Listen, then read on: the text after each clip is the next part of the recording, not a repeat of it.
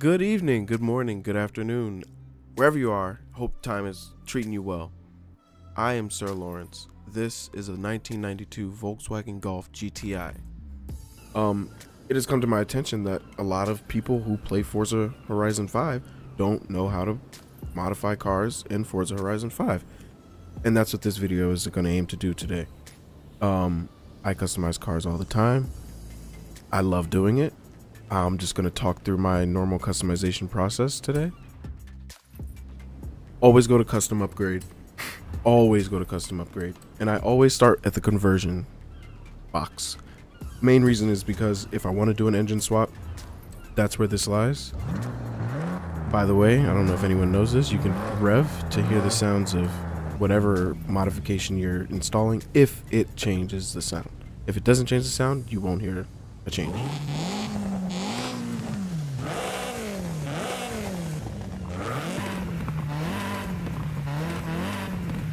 I'm going to keep the engine stock for now because I don't know if I want to make any changes. This is also where you can make cars rear-wheel drive or all-wheel drive if you want to change up the drivetrain. That's always an option. Always an option. Engine swaps may not always be an option, but in most cars, it's an option. Aspiration may not be an option either. If the car already is aspirated or it doesn't allow for that, you won't have this option available. But this is where you install the turbos or superchargers. I love the sound of a supercharger belt whine, so I think I'm going to go with the supercharger. Supercharged GTI. That just sounds cool. And also, if the vehicle has body kit options available, this is where they would reside. And I'm going to install that. Nice. So, aerodynamics and appearance. This is where the usual body modifications would lie if it was, you know, had like custom bumpers, side skirts, spoilers, whatever. This is where it would be. This one only has a spoiler, and we're not going to put it on. Tires.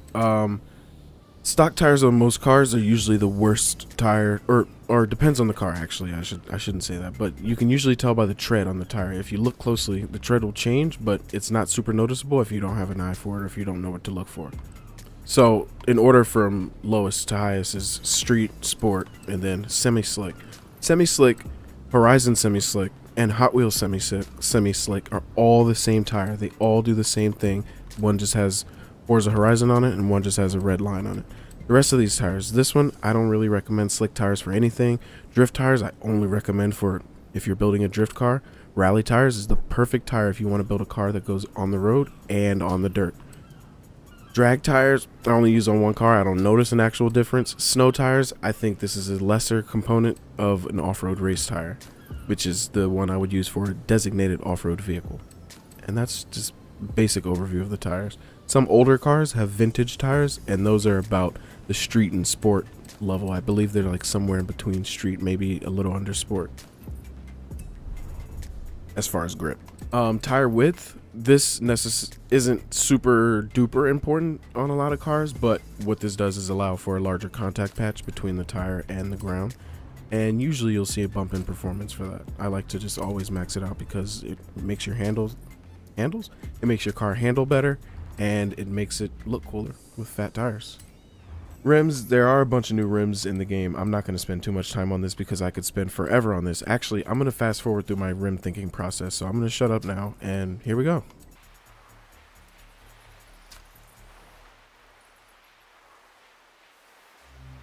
I think I'm going to go with these. That was quicker than I would have thought. Usually, okay, so let me just do a quick rim overview. These are, as it says, sport rim style. These ones always have like a billet or some sort of connector between the rim and the actual spokes of the rim. And these, I don't know, I guess these are, I always categorize these as the heavier rims. So I kind of just don't really bother with them. Also, a lot of the designs are kind of whack. But these two are usually the main go-tos for nice rims. Rim size, I usually try to keep it normal size. If I ever do make it bigger, I'll usually go like an inch or two. I guess this is measured in inches. I don't fully know, but yeah, I try to keep it what it is, because actually I'll make this one just a little bigger. Wait, what the? Yeah, we'll put some 16s on it. Okay, drivetrain.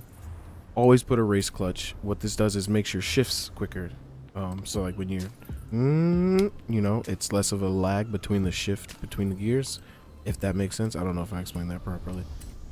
Transmission, I can't give a rundown of what the transmission is, what upgrading it actually does, but what I like about it is it allows you to tune when you upgrade to a race transmission, and that's crucial to any tune that you make. You know, the transmission is one of the main components. But for most cars, I usually try to get the default race with whatever amount of gears it comes stock with.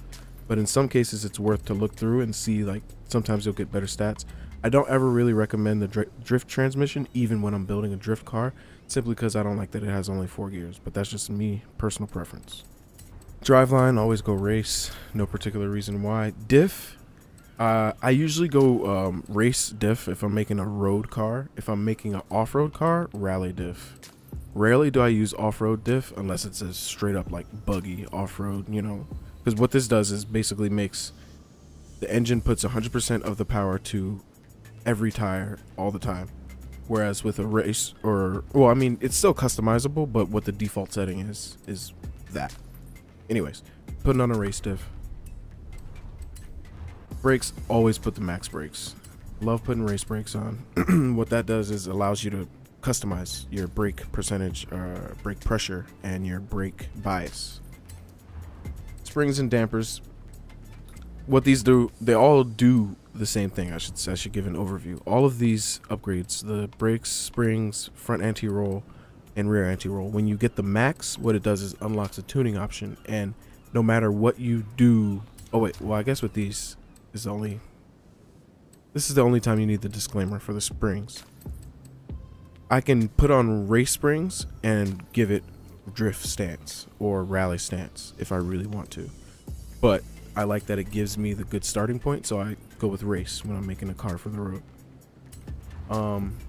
Anti-roll bars, yeah, anti-roll bars, max those out. I don't usually put reinforcement roll cages on it on my car, but what this does is gives extra stability. I don't know if it does it in the game, but it like lessens body roll, makes the car more rigid, and handles a little better.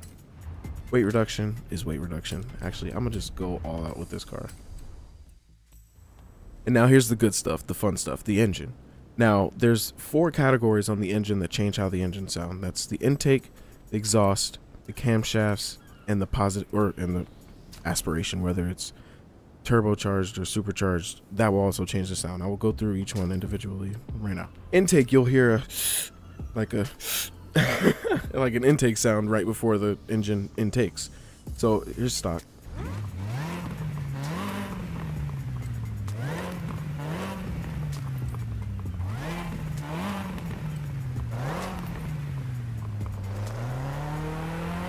You can hear it the most on the race intake. It's just like a small, it sounds like a whooshing sound almost, but that's what that is.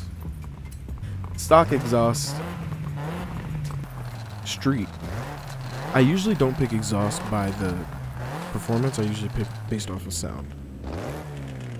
Like, I like how the sport exhaust sounds. Race exhaust is a little bit too much for me, but I'm going to put it on anyways because it's the max. Camshafts, you can only hear at the top of the range, so I'm going to rev it. I'm just going to floor it, and you'll hear it change as I go through.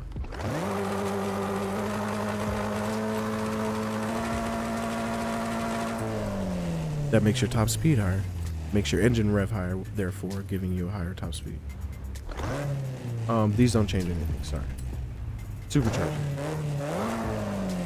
You'll hear the whine change. I don't know if the supercharger makes a sound change for sure, but the turbo for sure makes a sound change.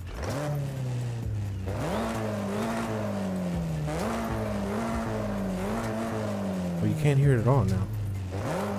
But still the max. Okay, now I just go through and upgrade everything for this car at least. This isn't even gonna make it to A class, but that's okay. What was it before? D?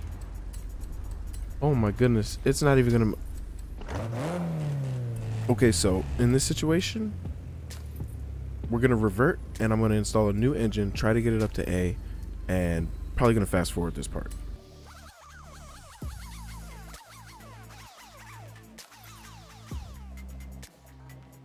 Okay, silly me. Realized I never installed tires on the car, so I'm gonna install, oh, S1 class. Wow. I'm gonna put the stock engine back in. I'm gonna fast forward back up to where I was.